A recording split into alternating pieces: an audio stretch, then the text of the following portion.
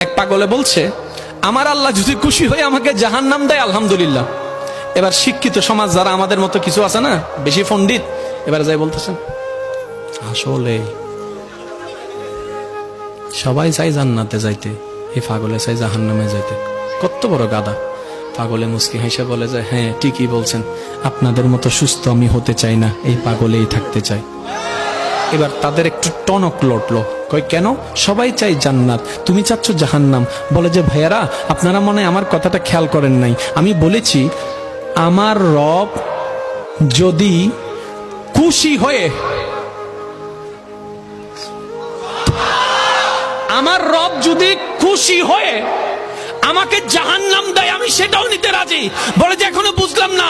পাগল বলে জ্ঞান দিয়ে রবের বিষয় বোঝা যায় না, দিল দিয়ে বুঝতে হয়। আরে শুনো, রব যখন খুশি হয়ে যাবে জাহান্নামটা জান্নাত হয়ে যাবে, রব যখন নারাজ হয়ে যাবে জান্নাতটা জাহান্নাম হয়ে যাবে।